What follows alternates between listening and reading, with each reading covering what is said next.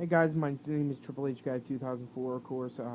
Back here with another video. I know I just put up a video of my picks for the NFL, but I just wanted to come back. I know it's a day late and a dollar short, but just wanted to come on, tell you my thoughts about Jim Ross, the firing or retiring, whatever the hell they want to call it. Not sure quite what it is right now, but Jim Ross, of course, started with the WWF back when it was known as the WWF at WrestleMania 9. He called the match, and he pretty much took over when the Macho Man ran off to WCW without, telling them, and he just pretty much took over, and it took over later on for, Vince McMahon, when Vince McMahon, that's when he really took off in the Attitude Era, and I just remember all those calls, just during the Attitude Era, of course, the Mick Foley call from the Hell in a Cell, that was just a classic. All the Undertaker matches that he called, um, on the Shawn Michaels, all the matches that he called. He just made a match seem so special, and the guy could make a natural disaster sound exciting. I mean, he just the way he put his passion and his heart into every match that he called. You could just knew that his heart was into all the matches. Even sometimes when he wasn't treated the best. I mean, Vince really made a mockery of Jim Ross sometimes. Um, just a lot of the things when he fired him after the first case of Bell's policy. I mean, I understand they couldn't put him on camera, but they didn't have to fire him from his job just because he had a paralysis of the face. He couldn't help that. They didn't have to fire him that time. He could have worked behind the scenes like he was already doing. And, you know, Jim Ross has just been a very good, loyal WWE guy for the longest time who, started, I think he started in the business in like the 70s, something like that. He was a fan of it. He, um, loved this business. He got to work with some of the greatest guys in commentary. From Bobby the Brain Heenan, Gordon Solie got to work with him. Some of the guys he got to work with before he got to WWE, I'm not sure. Other than Gordon Solie, I'm not really sure what their names are, but I've heard some of their names. But I've heard some of their calls with him, and he's very good at the beginning of his career, and he was very good at the end of his career.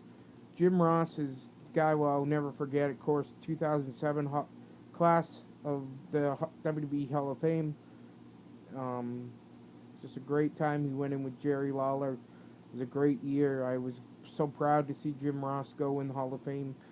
Um, you know, he's a very special commentator, and I don't think there'll ever be anything like him. Like I was saying, he got to work with some of the greats like Bobby the Brain Heenan, I said, Vince McMahon, Jerry the King Lawler, of course. Uh, even Jonathan Coachman, I think he worked with him for a while.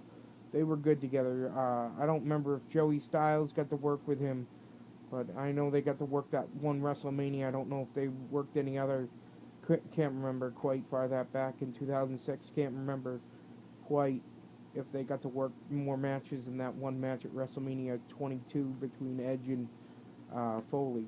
I know they worked that match together. Um, just some of the matches that I remember.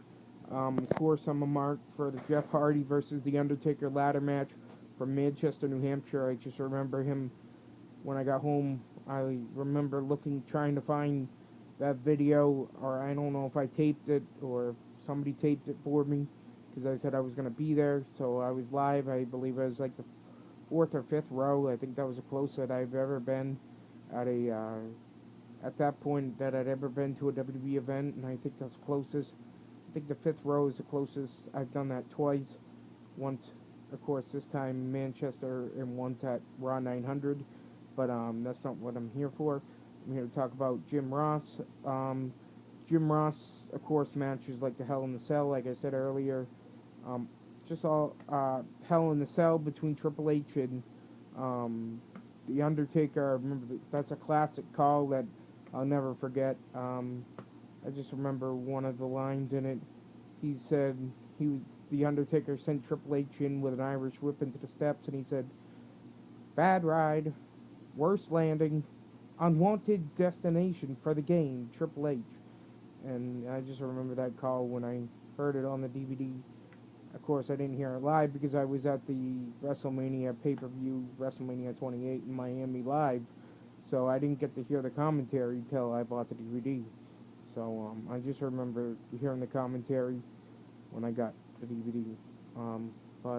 This is almost 5 minutes. Jim Ross just he's just gonna be that voice of the WWE that he will never forget. He's a voice like Gordon Soley was. He was one of the greatest, if not the greatest, wrestling announcer of all time. There's never gonna be another Jim Ross. As much as they want to chuck Michael Cole down our throats, he's never gonna be a Jim Ross. I don't think he wants to be. I think WWE thinks he wants to be, but I don't think he does. I don't think he thinks he can make that level. But this is Triple H Guy 2004. I think it was freaking my honest opinion. Sorry, I was gonna sign off there, but my honest opinion on him being let go or retired, fired, whatever. Um, Obviously, they came to a mutual decision on whether he was gonna retire or he was gonna call it a fire, and um, maybe this is the last straw that broke the camel's back with Vince McMahon and Jim Ross, but I don't know. I don't think he should be blamed for if it's because of the Ric Flair thing at the 2K14 panel. I think that's bullshit, and I think he should be not lose his job because Ric Flair's a drunk and can't hold his tongue, and he goes out there and he does business, goes in business for himself, and that's the true honest opinion. That's how I feel.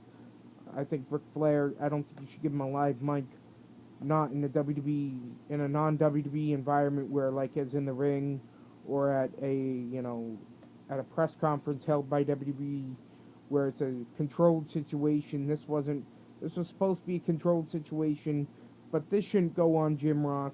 I mean, he tried his best to ring it in, and, it just, it was, the train went off the tracks and Jim Ross couldn't get it back on, and he shouldn't lose his job because of it. He said, and, I just think it's BS, and that's just my thoughts on this, and this is Triple H Guy 2004. I'll see you guys later. Peace.